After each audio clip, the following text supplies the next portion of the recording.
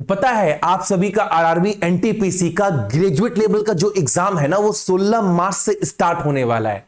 और मैं पूरे दावे के साथ बोल सकता हूं ना, जो भी फॉर्म फिलअप किया है उनमें काफी लोग ना आज इंडिया और वेस्ट इंडीज का मैच देख रहे होंगे, वर्ल्ड कप। क्या बात कर रहे हैं भैया, ऐसे कोई कैसे कर सकता है?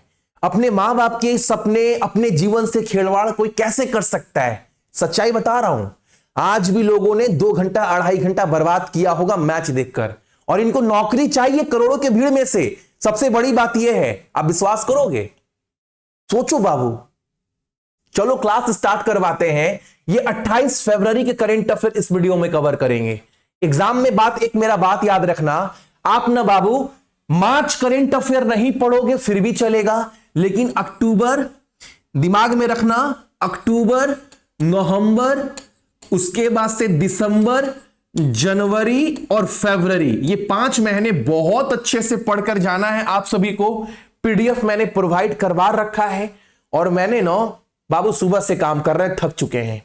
कोशिश करूंगा ना कल दोपहर तक ना मैं पिछले 7-8 महीने के ना टॉप 500 क्वेश्चन को मैंने छाटा है। हालांकि बाबू ये बहुत कम है, लेकिन जो मुझे लगता है बेस्ट है इसका पीडीएफ भी मैं आपको प्रोवाइड करवा दूंगा।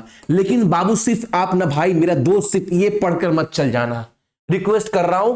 क्योंकि बाबू ये मैं अपने तरफ से इंपॉर्टेंट दे रहा हूं, करवाया तो सब कुछ हूं, ठीक है, अंतिम समय में, ठीक है। और एक बात याद रखना, इतने टॉपिक बाबू कम से कम पढ़कर जाना है। इसमें मैं एक टॉपिक हटा भी नहीं सकता कि ये मत पढ़ो, बस इतना कर लो। मैं बाबू पढ़ाया बहुत कुछ हूं, बहुत टॉपिक दिया हूं, लेकिन इतना तो पढ़कर जाना ही जाना है एग्जाम में, वरना एग्जाम देने नहीं जाएंगे। क्लियर बात है जीके वाले सेक्शन के लिए। स्टैटिक जीके बहुत कुछ है, लेकिन लास्ट में बोला इतने टॉपिक पढ़ना है। और जीके बूस्टर हो, आरआरबी एनटीपीसी का ब्रह्मास्त्र कोर्स हो, मैथ रीजनिंग के साथ साथ जीके के हर टॉपिक मैंने आपको दिया है दोस्त। यहां पर मुझे एक टॉपिक नहीं दिखा, जो वक्फ बिल है वो भी मैंने बाबू अपलोड किया है, एक बार चेक करिएगा, ठीक है। चलो आज से क्लास को स्टार्ट करवाते हैं। आज के 2 क्वेश्चन ना मतलब आवश्यकता से अधिक इंपॉर्टेंट है आपके आने वाले एग्जाम के लिए। पहला क्वेश्चन क्या बोल रहा है? पहला क्वेश्चन हमारे सामने बोल रहा है कि केंद्रीय मंत्री सर्बानंद सोनोवाल ने तूतीकोरिन स्थित वीओसी बंदरगाह पर 1500 करोड़ रुपए से अधिक बंदरगाह और संरचना परियोजना का उद्घाटन किया है, ठीक है। यानी सीधा सीधा क्वेश्चन ये बोल रहा है कि 1500 करोड़ रुपए जो है वो खर्चा किए जाएंगे इंफ्रास्ट्रक्चर डेवलपमेंट के लिए एक बंदरगाह के ऊपर। उस बंदरगाह का आपको नाम बताना है।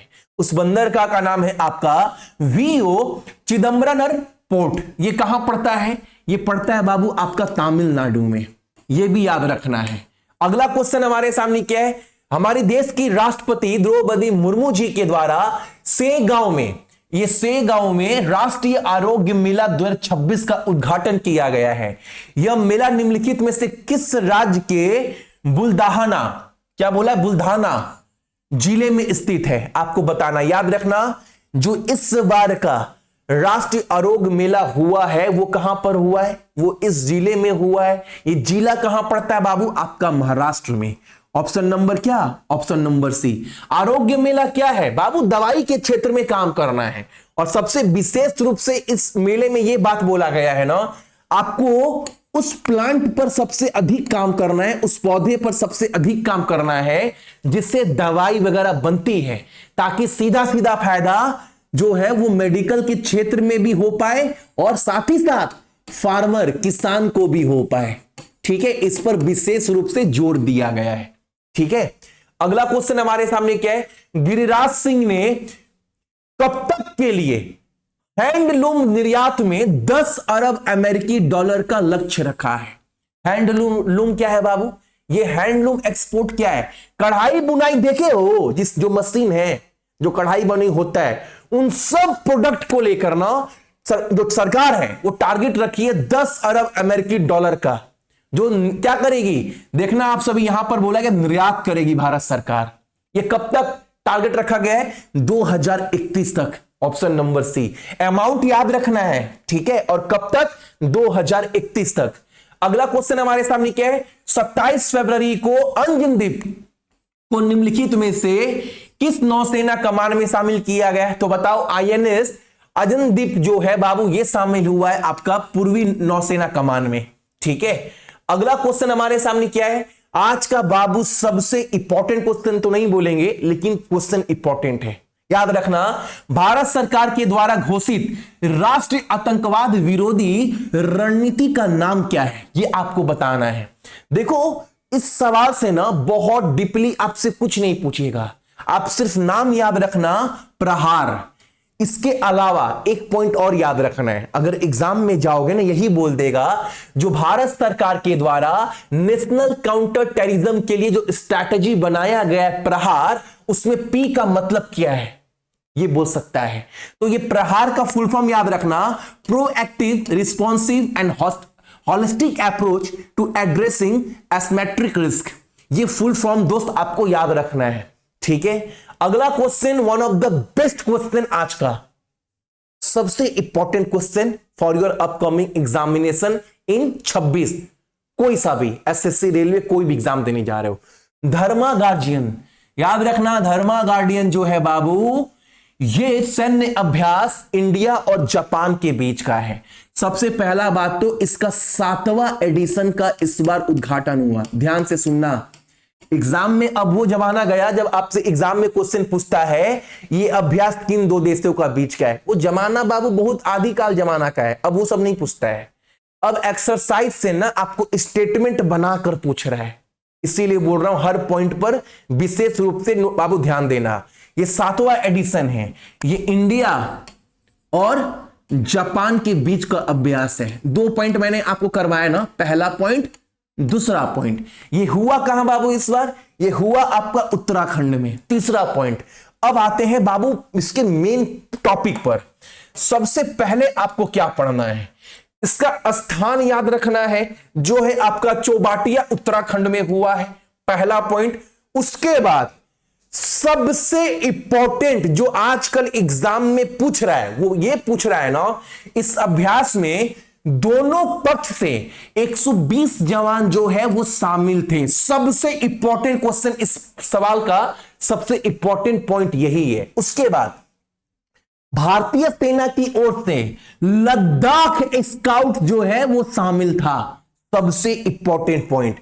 और Japan ground self defence force ने इसमें हिस्सा लिया था। तो इंडिया की तरफ से लद्दाख स्काउट और Japan ground self defence force के द्वारा की ओर से 32वीं इन्फेंट्री रेजिमेंट जो है, एकदम बाबू छपेगा क्वेश्चन ये वाला, 32वां इन्फेंट्री रेजिमेंट। याद रखना, उद्देश्य बाबू नहीं पढ़ोगे फिर भी चलेगा। इनका उद्देश्य क्या था? आतंकवाद को रोकना, ठीक है, एक दूसरे को सहयोग करना, रणनीति बनाना, ये सब बाबू क्या है, ये सब टारगेट मोटो अचीव है। ठीक है, अगले क्वेश्चन की बात करते हैं।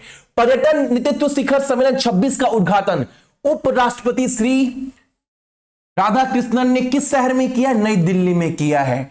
इस सम्मेलन का जो आयोजक है, जो आयोजन किया गया है, वो किया गया है United state India strategic partnership forum के द्वारा। ये आपको याद रखना है, ये ऑर्गेनाइज किया गया था इनके द्वारा। याद रहेगा दोस्त, ऑर्गेनाइज्ड बाय, आयोजक ये थे। अगला question, one of the again important question, वज्र प्रहार। ये अभ्यास इस बार 16वां एडिशन किया गया। ये इंडिया और अमेरिका के बीच का अभ्यास है, 16वां एडिशन हुआ। और ये कहां पर हुआ? ये हुआ बाबू आपका हिमाचल प्रदेश में। कहां पर? हिमाचल प्रदेश में। अब आते मेन पॉइंट में। सबसे बड़ा पॉइंट कहां पर हुआ था? बकलोह हिमाचल प्रदेश में हुआ है।